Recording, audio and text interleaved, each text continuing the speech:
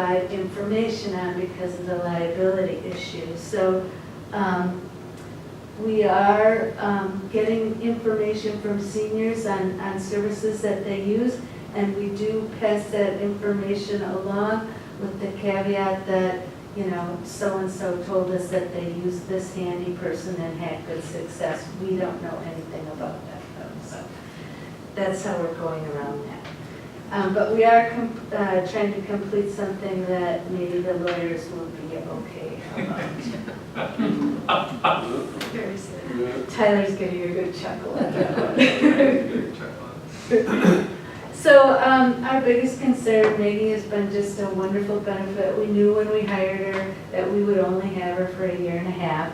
It's been a marvelous year and 3 quarters, and she will be leaving at the end of December. I do thank you for letting us start the hiring process so we could have some overlap so that I can have Maggie assist with that transition period. But that is the challenge facing us now because that's such a critical position with 1.45 FTEs. Budget questions? The Benjamin Trust, I mean, it supports a big chunk of the program and all this wonderful program. How's that doing? And usually every year we kind of get an update. Yeah, the Benjamin Fund is doing fantastic. Okay. And I am happy to say that it's worth way more than when we got it. Okay. And I think the most recent statement I saw was the end of August, and it was at 1.5 million. How do you, is there a formula? Yes, Sorry, there's you're a asking, formula. like, how did we, because it went down from last year's budget, you know, from that fund. So there must be a way to.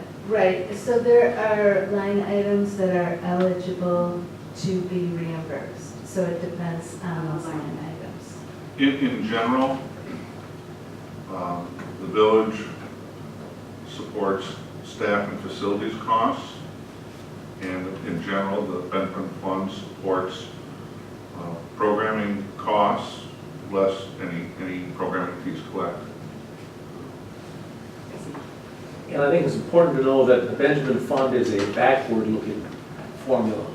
The expenses for the year are already made, and we go to the Benjamin Fund and get reimbursed for that. So it's not a projection to the forward. Thank you. So we know exactly what we're doing. Thank you, that's very interesting. I'd like to point out that Mr. Hine has, from the beginning, been an invaluable asset in working with the Shorewood Foundation because he, in his professional life, worked with a lot of investments and planning and really understands that like no other and can talk the talk when they're talking on how to allocate. Asset allocation. Yeah, asset allocation. Thank you. So are you saying that the 35,000 in here relates to programs provided this current year? Yes. Just in general, you know, past budgets, we don't hear a lot from the library and from the senior center, unfortunately, which is good because it means there's not any problems going on. But this is our real time to get an update on the accomplishments and the goals, and I love the PowerPoint. It used to be in our budget document all the way up to last year. Is there a way to just incorporate it so? Well, we've made a decision to make sure that all the department and programming annual reports are provided to the board before the budgetary cycle begins, so that they've got that information and help provide context to the budget that's going to be forthcoming later in the year. Well, I just like to voice that I did find it very useful, and I think it's great because it's really your policy document here, and it's showing, you know, what the funding has gone towards all in one spot. So I found it very helpful. I don't know if we can change it back, but Well, we can certainly provide some links to those documents. yeah, or that, so we can go online. I just found it very helpful. Certainly. So can I ask some specifics that they're minor? Brochures and marketing. Who does your brochures and marketing? Well, it's kind. Is that what line item is that? It's just under copy and print costs. Oh, well, I have a volunteer that helps with the editing and writing, and then Clark Graphics will do the layout and print. And then in 2017, you mentioned the replacement of 23 tables. Did that happen? Is it gonna happen? Let me, I wanted to get to that, Oh, sure. because the 35,000 from the Benjamin Trust, we spent, oh boy, I don't remember the amount, earlier this year in February, we spent about $11,000 replacing, and we did not replace 23, we went with 18, which is what we figured our needs were. And so we did replace those tables, and they're working out wonderfully. So that was a special request to the Benjamin Fund in this year. So we'll see that then reflected. That's in projected for this year. That's in the That's why it's up this 35,000. year. That's why it's 35,000. I mean, for budgeting purposes, we do it a little bit differently, but when the financial statements come out, Oh, wait, you'll no, see, that's not, See this year? you'll see those numbers reported as those funds come in. that 35,000 is for next year. The Benjamin Fund, that should be in the projected 2017. of 2017, yeah, the 42. Yeah, there. Thank you. Oh, so that's why 2017 is high, because if you look at Exactly, because of the- 16, it's 25,000. Exactly. Okay. And some of the old tables were taken by police department, We correct? sold them for a very small amount to a church in Sheboygan. There you go. It was a wonderful gift that he gave the community, Mr. Benjamin. I mean, it's Oh, yeah, incredible. it is. We've been able to keep a lot of the equipment in the village center current and up to date. So many people outside of the senior resource center benefit from that. Right. Yes, I just wanted to say, I really enjoyed over the past year, you've had a lot of board turnover, some anticipated, some not, and great losses to the board, and it's just been really gratifying working with you and seeing you kind of really think about your needs and opening up to, you know, people who are gaining awareness of this resource in our community and are interested in helping out. So it seems like it's going well, and you have a cohesive board that's working well together, and you have some anticipated needs coming up, and I hope we can keep working on that. Well, thank you. Thank you for your help recruiting. Well, you know what, I don't know, I just think the word is getting out, I don't know, but, you know, we have gotten a lot of applicants, with more applicants than spaces, so in some cases, it's kind of matching people up to where they may, you know, help out. But I haven't been out in the community recruiting, I think people are just finding out a little bit more, Well, thank you for coming. Thank you, and thank you for your work for the village. I know that you put in a lot of hours, and I appreciate it. Thank you. Thank you, Elizabeth. Next is Marketing and Communications Fund. So I think just a heads up, we had the doors shutting empty, so I think we're actually having a really good time. I don't think that's an issue, but I want the four of you to just know that. So if for some reason, like the conversation got long, I might have to get up and the doors, but Do you have that option? it's an option. That's a pretty strong, yeah, they, Right, over you But, like. kind of our. I feel good about it, but if we needed that, I can do Then that. take a time out. Yeah, just know I might have to get up for that. All right, This is Houston. marketing communications, I'm gonna go over, because, you know, kind of similar to the library and the senior resource center, you probably don't hear about it until the budget comes up. So I'm gonna take some additional time just to go over what's been talked about. Just a reminder for you on where we're coming from with marketing communications. We worked with Michelle's team up through last year, and then worked on getting a new contract with Savage Solutions. And they did not start their work till mid-April, so we were already 3.5 months behind I'm gonna let you know on some of the projects we're working on now, when we go through the accomplishments section. But I just wanted to give you that background that this is year one of that. Significant changes, you'll notice that we no longer have the charges for service from the CDA.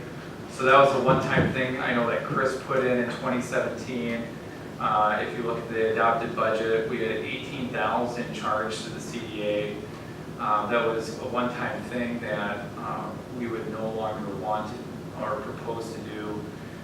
You will also see there was a lot of different light items that were used. I know Chris kind of had a method to that, and when he left, I had to look through that and work with Mark on making some sense on that. And we wanted to consolidate the number of account lines to just increase the transparency and the level of ease as far as where everything was getting charged. You see that the proposed budget reflects no change in the professional fees. I know for projected it says 43, but that's just the Savage Solutions contract. We have another $9 grand for Crystal Hinkey's contract to do the press release work in that. So for the two approved contracts, that was $52,000 for 2017, and with the status quo, that's keeping it at $52,000 for 2018. So, Mark, I don't know where Crystal's being reflected, but Is that, okay, so it, you know, just ask a question, okay, two so far, but the 2016 actuals, it was 29 for professional fees. and it's also sprinkled in the lower items as well too. So that's one of the things that I didn't like how we were doing that. Sure.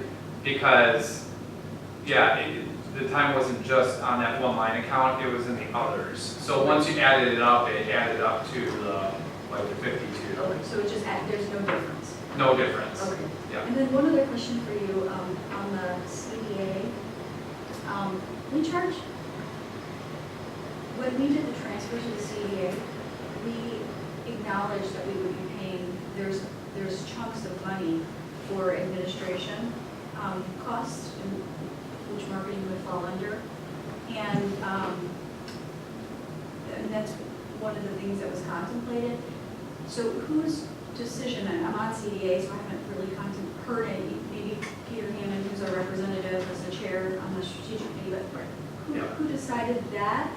Well, when the 2017 budget was being formulated, at that point, the thought was that the CDA was going to engage the marketing communications group to do a variety of work, potentially for some of the other active TIDs related to business recruitment efforts, related to developer recruitment, some of those smaller line items you'll see in the TID budgets.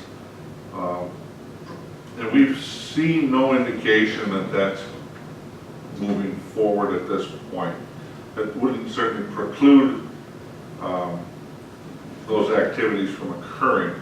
It probably just is not going to come from the marketing and communications team. Well, I understand that, but we still are charging the bid and the schools, and they don't get, I mean, the concept, and maybe, and you know more than, you're actively involved. I believe the concept was we're promoting Shorewood, and you are, whatever we do, if we're utilizing them for activity to update a website, or, CDA stuff is on our website. So if they're doing activity to bring new residents into the community, all of the entities would benefit from that marketing activity. It's not something specific, as you just mentioned. And why I say that is, out of all the entities, I think the CDA benefits not the most, but equally, if not more. And it's money that we transferred over there for this reason, is to market. Sure, if you market, then the theory is that you're going to bring more businesses. So are you presenting an argument Yeah. that there should be a charge to the I CDA? do. Well, I'd like again, that the explained. correlation within the budget for those charges are TID-related expenditures. So that's how this 2017 budget was formulated, as opposed to general CDA support for the broad stroke. I don't know about that, because I there's, do. Well, okay, because, if you don't mind, let me save time because okay, once I go through everything, you may not want to, add it to the list. you may not, yeah, you may want to go in a different direction. I still So, think, I still think it would reduce no matter what the. because I have some alternatives that I want to propose that's besides what you're looking at, and that may decide your opinion I'll entirely. hold it, but I want to. I think in marketing, there's a technical team, advisory team, and then there's the leadership on That's- marketing.